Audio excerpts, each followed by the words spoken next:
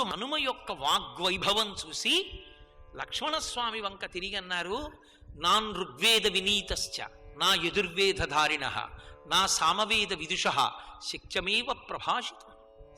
చూడు లక్ష్మణ ఎలా మాట్లాడాడు, అసలు ఆ మాట తీరు చూడు.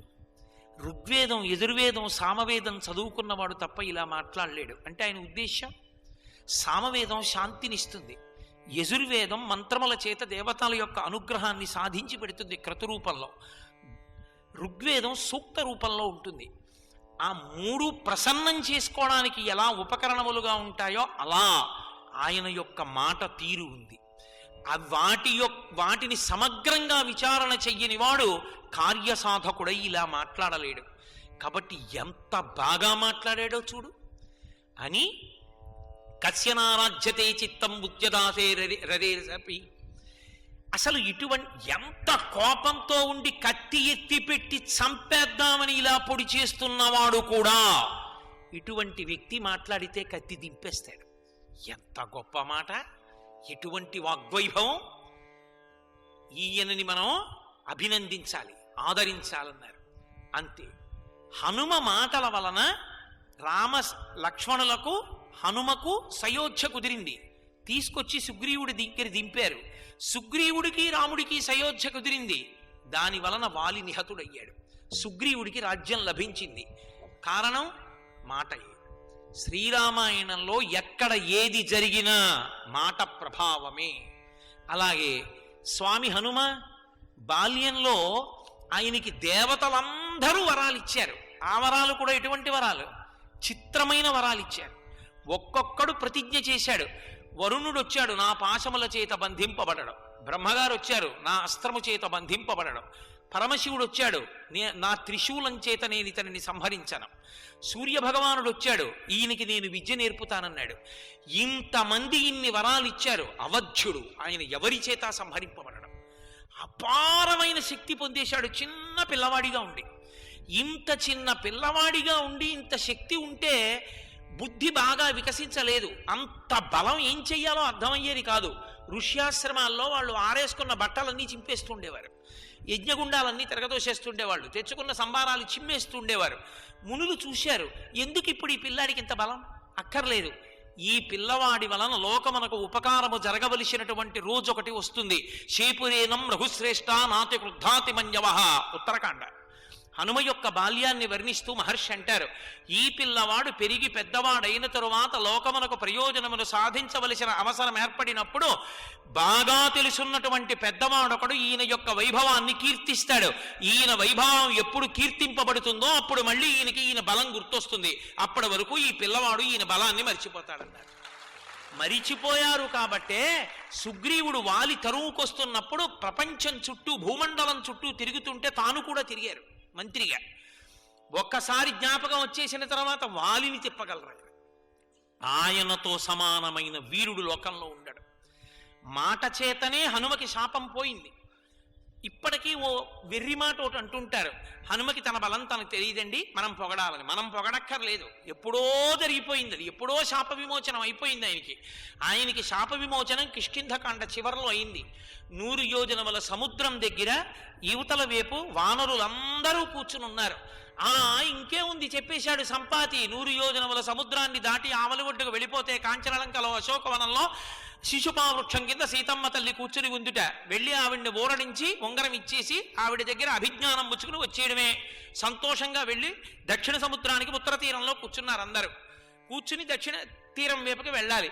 తీరా వెళ్ళిన తర్వాత చూశారు, ఎవరు ఎన్ని పెడతారంటే 10 వెళ్ళేవాడు, 20 వెళ్ళేవాడు, 30 వెళ్ళేవాడు, 50 వెళ్ళేవాడు, 70 వెళ్ళేవాడు, 90 వెళ్ళేవాడు, 100 వెళ్ళి వెనక్కి రానివాడు తప్ప వెళ్ళి వస్తానన్నవాడు లేడు. ఒక్క హనుమ మాత్రం ఒక మూల కూర్చుని మహానుభావుడు ఏమీ మాట్లాడకుండా రామనామ ధ్యానం చేసుకుంటుంటే చూశాడు జాంబవంతుడు. జాంబవంతుడు వానరులలో పెద్దరిక ఉన్నవాడు. కారణం ఏమిటంటే ఈ సృష్టికంతటికి పెద్దవాడు చతుర్ముఖ బ్రహ్మగారు. ఆయనే సృష్టి చేశారు. ఆ బ్రహ్మగారు ఆవలిస్తే ఆయన నోట్లోంచి బయటపడ్డాడు. దేవతలు ఎలా అయినా సృష్టి చేస్తారు. కాబట్టి బ్రహ్మగారి అంశలో వచ్చినవాడు, అందుకే దీర్ఘాయుష్మంతుడు. వినాయకుని యొక్క వ్రత కథలో శమంతకోపాఖ్యానంలో కూడా కనబడతాడు జాంబవంతుడు. అంతటి మహాబలవంతుడు. ఆయనే చెప్పుకున్నాడు, ఒకానొకప్పుడు వామనమూర్తి ఆ బలిచక్రవర్తి దగ్గరికి వెళ్ళి దానం పుచ్చుకుని 3 అడుగులు ఇంతంతైవటుడు ఇంతయై మరుగుతానింతయ్య భోవీధిపై అంతైతో యదమండలగ్రమణ కల్లంతై ప్రభారాశిపై అంతై చంద్రునకంతయై ధ్రువునిపై అంతై మహర్వాటిపై అంతై సత్యపథోన్నతుండగుచు బ్రహ్మాండంత సంవర్ధి అయ్యని పెరిగిపోతే 21 మార్లు వామనమూర్తికి నేను ప్రదక్షిణం చేశాను. కానీ నాకు ఇప్పుడు మోకాళ్ళ నొప్పి, నేను ఎగరలేను, పెద్దవాడిని అయిపోయాను. కాబట్టి ఎగరగలిగిన వాడెవరు? ఎవరు కనపట్టలేదు. అసలు ఎగరగలిగినటువంటి వాడు హనుమ ఒక్కరే. ఆయనేమో అలా కూర్చున్నారు. అప్పుడు వెళ్ళి పొగిడాడు మహానుభావుడు. ఉత్తిష్ట హరిషాత్తూల లంఘవస్య మహార్ణవం పరాహి సర్వభూతానాం హనుమాన్ సర్వతగ్గత. మహానుభావా, నువ్వు లేవాలి, లేచి ఈ సముద్రాన్ని లంఘించాలి. ఎందుకో తెలుసా? నీకొక్కడికే ఆ శక్తి ఉంది. నీ తల్లి అప్సరసలలో శ్రేష్ఠురాలైనటువంటి పుంజకస్థల. ఆమె శాపవశాత్తు ఈ భూమి మీద వానరకన్యగా జన్మించింది. ఆమె పేరు అంజనాదేవి. ఒకనాడు వాయువు తన యొక్క తేజస్సుని ఆమె యందు ప్రవేశపెట్టినటువంటి కారణం చేత నీ తండ్రి అయినటువంటి కేసరికి ఔరసపుత్రుడివై అంజనా యందు జన్మించినటువంటి కారణజన్ముడవు. గరుత్మంతుడికి ఎంత బలముందో నీకంత బలం ఉంది. నువ్వు ఏవలి ఒడ్డున నించుని ఆవలి ఒడ్డుకి స్పృశించగలవు. ఈ భూమండలాన్నంతటినీ ప్రదక్షిణం చెయ్యగలవు. నీవు ఎగురుతున్నప్పుడు ఈ మేరు పర్వతం చుట్టూ కూడా తిరగగలవు. అంతటి శక్తి కలిగిన వాడివి. ఈనాడు కొన్ని కోట్ల మంది వానరుల యొక్క ప్రాణములు సంకట స్థితిలో ఉండగా ఏమీ తెలియని వాళ్ళ నువ్వు అలా కూర్చోవడం బావులేదు. మహానుభావా, నువ్వు హనుమాన్ హరిరాజస్య సుగ్రీవస్య సమోహపి రామలక్ష్మణయోశ్చాపి బలేన తేజసేన చ. బలంలో తేజస్సులో రామలక్ష్మణులతో సుగ్రీవుడితో సమానమైన వాడివి. నువ్వు అలా కూర్చోడానికి వీలు లేదు, పుంజుకో నీ బలాన్నన్నారు. అంతే. పరాహి సర్వభూతానాం హనుమన్యాగతి సదా. నువ్వు 100 యోజనముల సముద్రాన్ని దాటి వెళ్ళిపోతుంటే సమస్త భూతములు అంజలి ఘటించి చూసి సంతోషిస్తాయి. లే హనుమా అన్నారు. జాంబవంతుడు చేసిన స్తోత్రానికి హనుమ యొక్క శాప విమోచనం అయిపోయింది.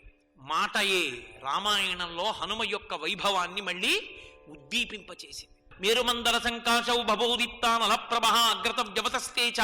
ఆయన ఒక్కసారి అంత ఎత్తున పెరిగిపోయి కాలిపోయిన పెనల్లా ఎర్రటి ముఖంతో దంష్టలతో పరిగల వంటి బాహువులతో ఆ పెద్ద పెద్ద పాదాలతో ఇక్కడ నిలబడి నేను బయలుదేరితే ఈ భూమి నేను ఎగిరినప్పుడు తట్టుకోలేదని నేను గరుత్మంతుడు అపారమైన వేగంతో సముద్రం మీద వెడుతూ పావుని తన్నుకుపోతుండగా చూశాను. గరుత్మంతుడు ఎంత వేగంతో ప్రయాణిస్తాడో నేను కూడా అంత వేగంగా ప్రయాణిస్తాను. నా తండ్రి అయిన వాయుదేవుడు, సుపర్ణుడైనటువంటి గరుత్మంతుడు, నేను తప్ప అలా ఎగరగలిగినటువంటి వారు లేరు.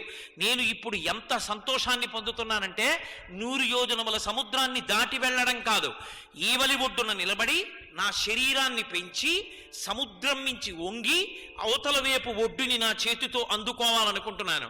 ఇక్కడి నుంచి నేను ఎగిరితే భూమి తట్టుకోదు. అందుకని మహేంద్రగిరి శిఖరముల మీద నిలబడి అక్కడి నుంచి నేను ఎగురుతానని మహానుభావుడు అక్కడ నిలబడితే తతో రావణనీతాయ సీతాయ శత్రుకర్షణ ఏష పదమన్వేష్టం చారణాచరితే పది అని సుందరకాండ ప్రారంభం. అంతలా నిలబడి ఆయన ఎగరడానికి సిద్ధపడితే తమతో ఇంతకాలం తిరిగినటువంటి మహావీరుడు శాప విమోచనమై సముద్ర లంఘనం చెయ్యబోతున్నాడని ఆయన వెళ్ళి సంతోషంగా సీతమ్మ తల్లి యొక్క జాడ కనిపెట్టి వెనక్కొస్తేనే వీళ్ళకు బతుకు, లేకపోతే బతుకు లేదు. కాబట్టి ఆయన వంక చూశారు. అంత తేజోమూర్తి అయి నిలబడి ఉన్నాడు. అటువంటి స్వరూపాన్ని వాళ్ళు చూడలేదు, తెల్లబోతున్నారు. వాళ్ళందరికీ కూడా సంతోషాన్ని కల్పించాడు. ఎందుకని? అప్పటికే సుగ్రీవుడిచ్చిన వేళ దాటిపోయింది. సీతమ్మ తల్లి జాడ కనిపెట్టకుండా వెనక్కి వెళ్ళారా సుగ్రీవుడు వధిస్తాడు. ప్రాణ సంకటంలో ఉన్నటువంటి వానరులందరికీ కూడా ధైర్యాన్ని చెప్పారు. మీరేమీ బెంగపెట్టుకోవలసిన అవసరం లేదు, నేను వెడుతున్నాను, సీతమ్మ తల్లి జాడ కనిపెట్టి వస్తాను. కానీ ఎక్కడా అహంకారం ఉండదు. మాట అంటే మనిషి వ్యక్తిత్వాన్ని ఆవిష్కరిస్తుంది. ఎంత గొప్పగా మాట్లాడతారంటే యథారాఘవ నిర్ముక్త శరస్వసన విక్రమ గచ్చేతత్వగమిష్యామి లంకాం రావణ పాలితాం నహి ద్రక్ష్యామి ఇది లంకాయాం జనకాత్మజాం అనేనైవ వేగేన గమిష్యామి సురాలయం బద్ధ్వా రాక్షత రాజేన మోనయిష్యామి రావణం సర్వదా కృతకార్యోహ. నేను ఇప్పుడు బయలుదేరుతున్నాను. ఎలా బయలుదేరుతానో తెలుసా? బంగారు కోదండాన్ని తన ఎడంచేత్తో పట్టుకుని అక్షయమణ తూణీరంలోంచి కుడి చేతితో బాణాన్ని తీసి వింటినారి యందు సంధియాక కర్ణాంతములాగి విడిచిపెట్టినటువంటి రామబాణం లక్ష్యం మీద ఎలా వెళ్ళి పడుతుందో అలా మధ్యలో ఆగకుండా నేను లంకాపురంలోకి ప్రవేశించి సీతమ్మ తల్లి యొక్క జాడ కనిపెడతాను. ఒకవేళ నాకు కాంచన లంకలో సీతమ్మ తల్లి జాడ కనపడకపోతే అక్కడి నుంచే ఊర్ధ్వలోకానికి వెళ్ళి స్వర్గలోకంలో సీతమ్మ ఎక్కడుందో వెతికి చూసి తీసుకొస్తాను. అక్కడ కూడా కనపడకపోతే మళ్ళీ కాంచన లంకకి వెళ్ళి 10 తలల రావణాసురుడు ఈ భుజాదండం కింద ఒక పురుగు మర్దిస్తాను. పట్టుకుని తీసుకొచ్చి ప్రశ్రవణ పర్వత శిఖరముల మీద కూర్చున్న రామచంద్రమూర్తి యొక్క పాదముల యందు సమర్పించి కృతకృత్యుడనవుతాను. మీరు బెంగపెట్టుకోకండి, తీసుకొస్తాను సీతమ్మని ప్రతిజ్ఞ చేశారు. హనుమ చేసిన ప్రతిజ్ఞకి ఎంత సంతోషపడిపోయిందో వానరజాతి. ఆ రోజున మా స్వామి బయలుదేరుతున్నాడు. ఖచ్చితంగా సీతమ్మ తల్లి జాడ కనిపెడతాడు. పొంగిపోయారు మహానుభావుడు. హనుమ అంటే మాట. బుద్ధిర్బలం యశో ధైర్యం నిర్భయత్వం అరోగత అజాడ్యం వాక్పటుత్వం చ హనుమ స్మరణాత్ భవేత్. ఎవరు హనుమని స్మరిస్తారో, ఎవరు హనుమకి నమస్కరిస్తారో వారికి అటువంటి వాక్పటుత్వం అబ్బుతుంది. బయలుదేరారు. సముద్రాన్ని లంఘించి ప్రయాణం ప్రారంభం చేశారు. పిబన్యు బభౌచార్పి సోర్మిమాలం మహార్ణవం పిపాస దివచాకాశం దృశేష మహాకపి అంటారు మహర్షి. ఆకాశాన్ని తాగేస్తున్నారా అన్నట్టుగా ఆకాశంలో ప్రయాణం మొదలుపెట్టారు. ఊరు వేగోద్ధతా వృక్షా ముహూర్తం కపిమన్వయం ప్రస్థితా దీర్ఘమధ్వానం సబంధుమివ బాంధవా. ఆయన అంత వేగంగా పర్వత శిఖరముల నుంచి ఎగిరితే ఆయన యొక్క తొడల వేగానికి మహావృక్షములు కూకటి వేళ్లతో పెల్లగింపబడి ఆయనతో కొంత దూరం ప్రయాణం చేసి సముద్రంలో పడిపోయాయి. అలా వెళ్ళిపోతున్నారు. అలా వెళ్ళిపోతుంటే మహానుభావుడు మైనాకుడు సముద్ర గర్భంలో దాక్కున్నాడు. ఇంద్రుని యొక్క వజ్రాయుధానికి భయపడి. ఎందుకని? పర్వతాల యొక్క రెక్కలన్నీ ఇంద్రుడు కత్తిరించేశాడు. ఎగురుతూ వచ్చి దిగేవి పర్వతాలు.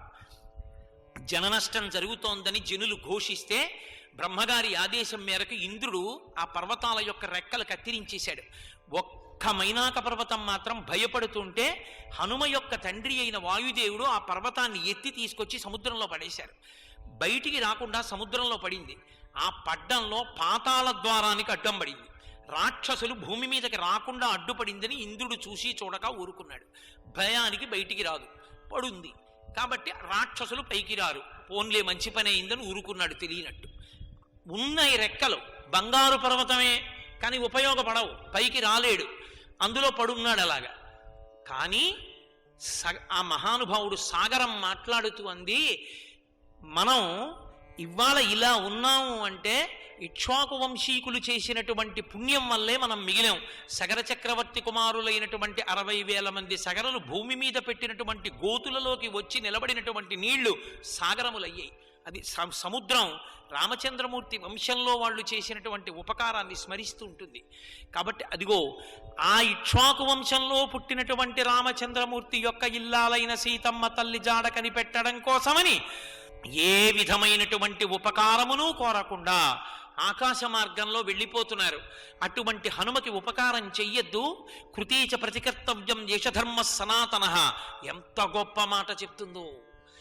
చేసిన ఉపకారానికి మళ్ళీ ప్రత్యుపకారం చెయ్యాలి. పాతాళ శాప్రమేయస్య ద్వారమావృత్య తిష్టసి ఊర్ధ్వమూల మదశ్చైవా శక్తిత్తే శైలవర్ధితం. పాతాళానికి ద్వారానికి అడ్డంగా పడ్డావు, నువ్వు పైకి పక్కలకి కిందకి పెరగగలవు. పైకి లేచి నీ మీద ఉన్నటువంటి అరణ్యాలు తేనెపట్లు చూసి ఆయనకి స్వాగతం పలుకు. మహానుభావుడు ఒక్కసారి దిగుతాడు, కాస్త ఆహారం తీసుకుంటాడు, మంచినీళ్లు తాగుతాడు, తేనె తాగి వెడతాడు. రామకార్యం మీద వెడుతున్న వాళ్ళకి ఆతిథ్యం ఇవ్వడం అంత గొప్పది. ఆతిథ్యం ఇస్తానన్నందుకు మైనాకుడికి రెక్కలు మళ్ళీ నిలబడ్డాయి. రామకార్యం మీద వెడుతున్నటువంటి వ్యక్తికి మాట సాయం చేసినా అది ఉత్తినే పోదు, వంశం 7 తరాలు కాపాడుతుంది. సుందరకాండ నిరూపణం చేసి చూపించింది. కాబట్టి ఒక్కసారి మైనాక పర్వతం బంగారు శిఖరాలతో నిలబడింది. మధ్యే లవణతో యస్య విఘ్నోజమితి నిశ్చయ. మధ్యలో బంగారు పర్వతం వచ్చింది, ఏమిటి ఇది విఘ్నమని మహానుభావుడు ఒక్కసారి తన వక్షస్థలంతో కొట్టి శిఖరములను చూర్ణం చేసేశారు. పురుష రూపం దాల్చి నిలబడ్డాడు. నిలబడి అతిథి కిల పూజార్హ ప్రకృతోపి విజానత. నీలాంటి అతిథి ఎక్కడ దొరుకుతాడయా నాకో? మహానుభావ వచ్చావు, కాసిని పళ్ళు తిని ఇంత తేనె తాగి వెళ్ళవయ్యా అన్నారు. నిజంగా అంత తొందరలో ఉన్నవాడు తిరస్కరించి మాట్లాడచ్చు. మాట వైభవం అంటే ఏమిటో హనుమ దగ్గర నేర్చుకోవాలి. ఎంత మర్యాదగా మాట్లాడతారో, ఆగకుండా వెళ్ళిపోతూనే ఒక్కసారి ఇలా ముట్టుకున్నారు. ప్రీతోస్మి కృతమాతిథ్యం మంజురేషోపనీయతాం తరతే కార్యకాలో మే అహశ్చాప్యతివర్తతే ప్రతిజ్ఞాతమయా దత్తాన స్థాతవ్యమిహాంతరే. మాట ఇచ్చాను, మధ్యలో ఆగకూడదు. నువ్వు నాకు ఉపకారం చేసినట్టే, నువ్వు చేసినటువంటి ఉపకారం నేను పుచ్చుకున్నట్టే, ఆతిథ్యం ఇచ్చినట్టే. ఒక్కసారి ముట్టుకున్నారు, ముందుకెళ్ళిపోయారు. అవతల పొద్దుపోతోంది, పగటి వేళ లంఘనం చేశారు, సాయంకాలం లోపల వెళ్ళిపోవాలి. నేను ప్రతిజ్ఞ చేశాను, రామచంద్రమూర్తి యొక్క బాణం ఎలా వెడుతుందో అలా వెడతానన్నాను. రామచంద్రమూర్తి బాణం లక్ష్యం మీదకి ప్రయాణం చేసే ముందు మధ్యలో ఏదో కనపడిందని అక్కడ ఆతిథ్యం తీసుకుని వెళ్ళదుగా, తిన్నగా వెళ్ళిపోతుంది తప్ప. కాబట్టి నేను కూడా అలా వెళ్ళాలి. ఎంత మర్యాదతో మాట్లాడతారో. దాటిపోయారు. సురస వచ్చింది. అయం వాతాత్మజ శ్రీమాన్ ప్లవతే సాగరోపరి. అదిగోనమ్మా మహానుభావుడు హనుమ 100 యోజనముల సముద్రం మీద వెళ్ళిపోతున్నారు. ముహూర్తం విఘ్నమాచర, చిన్న విఘ్నం చెయ్యమ్మా, తట్టుకుంటాడో లేదో చూద్దామన్నారు దేవతలు. ఆవిడొచ్చి అడ్డంగా భూతంలా నిలబడి నోరు తెరిచింది. నోరు తెచ్చి ప్రవిష్టోస్మిహితే వక్త్రం, రా నా నోట్లోకి రా, నేను నిన్ను తింటానంది. ఆయన అన్నాడు, రామకథ ఎన్ని మాటలు చెప్తారో హనుమ, అసలు సుందరకాండ బలమంతా అదే. ఇన్ని మాటలు చెప్తారు, కానీ ఒకసారి చెప్పినట్టు ఒక మాట చెప్పరు. ఎక్కడ చెప్పినా ఆ సమయ సందర్భాల్ని దృష్టిలో పెట్టుకుని ఎంతవరకు చెప్పాలో అంతవరకే చెప్తారు. కాబట్టి ఆయన అన్నారు, అమ్మా రామో దాశరథిర్నామా ప్రవిష్టో దండకాననం లక్ష్మణేన సహభ్రాత వైదేహ్యా చాపి భార్యయా అథవా మైథిలీందృశ్య రామంచా క్లిష్టకారిణం ఆగమిష్యామితే వక్త్రం సత్యం ప్రతిశృణోమితే. అమ్మా, అయోధ్యానగరాన్ని పరిపాలిస్తున్నటువంటి దశరథ మహారాజు గారి యొక్క కుమారుడైనటువంటి రామచంద్రమూర్తి తండ్రిని సత్యమునందు నిలబెట్టడం కోసమని అరణ్యవాసానికి తన భార్య అయినటువంటి సీతమ్మతో లక్ష్మణస్వామితో కలిసి వచ్చినప్పుడు రావణాసురుడు అపహరిస్తే జనస్థానంలో ఆ సీతమ్మ తల్లి జాడ కనిపెట్టడం కోసమని రామకార్యం మీద పెడుతున్నానమ్మా. అథవా మైథిలీందృష్ట్యా రామంచా క్లిష్టకారిణం ఆగమిష్యామితే వక్త్రం సత్యం ప్రతిశృణోమితే. ఒక్కసారి సీతమ్మ జాడ కనిపెట్టి రామచంద్రమూర్తికి చెప్పి నీ నోట్లో ప్రవేశిస్తానమ్మా, నాకు అవకాశం ఇయ్యి అన్నారు. కుదరదురా అబ్బాయి, నా నోట్లోకి వెళ్ళాలన్నాడు. అంతే. పెద్ద శరీరం ఆయన పెంచారు, ఆవిడ నోరు పెంచింది. బుద్ధిమతాం వరిష్టం ససించప్యాత్మన కాయం బహువా అంగుష్టమాత్రక. బొటన వేలంత అయిపోయారు. లోపలికి వెళ్ళారు, బయటకు వచ్చేశారు. అమ్మా నీ నోట్లోకి రమ్మన్నావు, వచ్చాను, బయటకు వచ్చాను. ప్రవిష్టోస్మిహితే వక్త్రం దాక్షాయణి నమోస్తుతే గమిష్యే ఇత్ర వైదేహి సత్యం చాసీద్ గతస్తవ. అమ్మా నీ నోట్లోకి వెళ్ళమన్నా వెళ్ళొచ్చాను కదమ్మా, నన్ను ఆశీర్వదించి బయలుదేరుతున్నానన్నారు. అబ్బా ఎంత బుద్ధి వైభవం రా నాయన అని పొంగిపోయిందంతే మహాతల్లి సురస. దాక్షాయణి నమోస్తుతే అంటారు. అర్ధసిద్ధై హరిశ్రేష్ట గచ్చ సౌమ్య యథాసుఖం సమాన ఈశ్వ వైదేహీం రాఘవేణ మహాత్మన. మళ్ళీ సీతారాముల్ని కలిపినటువంటి వాడు హనుమే అన్న శాశ్వతమైన కీర్తిని ఆర్జించుకోరా తండ్రి అని ఆశీర్వచనం చేసింది. బయలుదేరి వెళ్ళిపోయారు. ఎక్కడ ఎప్పుడు ఎంత మాట్లాడాలో ఎలా మాట్లాడాలో నిజంగా స్వామి హనుమ యొక్క స్థితిని చూసి, ఆయన యొక్క బుద్ధిని చూసి, ఆయన యొక్క మాట వైభవాన్ని చూసి మనం గ్రహించవలసి ఉంటుంది. ఆయన అవతల లంకాపట్టణాన్ని 100 యోజనములు దాటి ఆవలి ఒడ్డున దిగారు. ఆ లంకాపట్టణం అంతా అన్వేషిస్తున్నారు. ఎవరు తోడా? ఎవరైనా గుక్కెడు మంచినీళ్ళు ఇచ్చేవాళ్ళ, పట్టెడు ఆహారం పెట్టేవాళ్ళ? సీతమ్మ తప్ప వేరొక దృష్టి లేదు. సూర్యే చాస్తం గతే రాత్రో దేహం సంక్షిప్య మారుతి వృషదంశకమాత్రసన్ బభూవా అద్భుత దర్శన. చీకటి పడిపోయిన తర్వాత పిల్లంత శరీరాన్ని పొంది వెతుకుతూనే ఉన్నారు. వెతికారు వెతికారు వెతికారు వెతికారు, ఎక్కడా సీతమ్మ తల్లి జాడ కనపడలేదు. చతురంగుళ మాత్రోపి నావకాశస్య విద్యతే రావణాంతఃపురే తస్మిన్యంక పిర్న జగాయ సహా. 4 అంగుళాలు విడిచిపెట్టకుండా లంకాపట్టణం అంతా వెతికేశానైనా నాకు సీతమ్మ తల్లి జాడ కనపడలేదు. నా వల్ల ధర్మదోషం ఉందా అనుకున్నారు. అప్పుడు అంటారు, ఆ శ్లోకమే జీవం రామాయణంలో. అందుకు చదువుకుంటారు సుందరకాండ. అనిర్వేద శ్రియోమూలం అనిర్వేద పరం సుఖం అనిర్వేదో హి సతతం సర్వార్థేషు ప్రవర్తక కరోతి సఫలం జన్మో కర్మయత్తత్ కరోచిత తస్మాద్ అనిర్వేద కృతం యత్నం చేస్తే హేముత్తమం అంటారు. అనిర్వేదము అంటే నిర్వేదాన్ని విడిచిపెట్టి, బెంగ బాధ విడిచిపెట్టి ఎవడు ప్రయత్నం చేస్తాడో వాడు కార్యాన్ని సాధిస్తాడు. ఎవడు బెంగకి భయానికి వశుడైపోతాడో వాడు కార్యాన్ని సాధించలేడు. కాబట్టి నేను ఈ నిర్వేదాన్ని విడిచిపెడతాను, నేను మళ్ళీ లంకాపట్టణం అంతా వెతుకుతానన్నారు. మళ్ళీ లంకాపట్టణం ఎంత వెతికారు, అయినా సీతమ్మ కనపడలేదు. ఇంత ఉత్సాహవంతుడైన హనుమ వెంటనే అన్నారు, హస్తాదానో ముఖాదానో నియతో వృక్షమూలిక వానప్రస్థో గమిష్యామి హెదృష్ట్వా జనకాత్మజ. ఇక్కడే విడిచిపెట్టేస్తాను ప్రాణం, ఇంకా వెళ్ళడం అనవసరం, వానప్రస్థుగా కూర్చుంటాను, చేతిలో పడితే తింటాను, లేకపోతే లేదు. ఎందుచేత నేను వెళ్ళి అక్కడ సీతమ్మ తల్లి కనపడలేదన్న మాట చెప్తే రాముడు ప్రాణం విడిచిపెడతాడు, లక్ష్మణుడు, భరతుడు, శత్రుఘ్నుడు, కోతల రాజ్యం, సుగ్రీవుడు, వానరాజ్యం ఇన్ని భ్రష్టం అవుతాయి. ఎందుకు వచ్చింది నేను ఆ మాట చెప్పడం, ఇక్కడే ఉండిపోతానన్నారు. అంతటి మహానుభావుడికి ఎంత నిర్వేదం వచ్చిందో చూడండి. అప్పుడు దేవతల అనుగ్రహం ఉంటుంది. అప్పుడు గుర్తొచ్చింది ఏదో తెలుసా, రామాయణాన్ని తిప్పింది సంపాతి మాట. రామకార్యం మీద పెడుతున్న వాళ్ళకి మాట సాయం చేశాడు సంపాతి. దూరదృష్టి ఉంది మాకు, గ్రద్దలం, పైగా వైనతేయులం, ఇక్కడి నుంచి చూసి చెప్తున్నాను. అదిగో కాంచనలంకలో అశోక వృక్షంలో శిశుపా వృక్షం కింద ఉంది అన్నారు. కాబట్టి సంపాతి మాట ఉత్తినే పోవడానికి వీల్లేదు. సంపాతి మాట నిజమనడానికి సాక్ష్యం కాలిపోయిన రెక్కలు మళ్ళీ వచ్చాయి. కాబట్టి ఉంది సీతమ్మ, నేను వెతకాలి. కాబట్టి అసలు చచ్చిపోతానన్న మాట రావడం చాలా దారుణమైన మాట. ఎవడు బ్రతికి ఉంటాడో వాడు సమస్త భద్రం కళ్యాణ పశ్యతి, వాడు అన్ని కళ్యాణములను చూస్తాడు. చచ్చిపోతానన్న మాట అనకూడదు. మళ్ళీ ఉత్సాహం పొందుతాను, మళ్ళీ వెతుకుతానన్నారు. ఈ మాటలన్నీ మానవ జాతికి రత్నాలు. ఈ మాటలే ఎప్పుడెప్పుడు మనం శోకంలో మునిగిపోతామో అప్పుడప్పుడు జ్ఞాపకం తెచ్చుకుని ఉత్సాహం పొందడానికి కారణభూతములు. సర్వం శ్రీ ఉమామహేశ్వర పరబ్రహ్మార్పణమస్తు. స్వస్తి.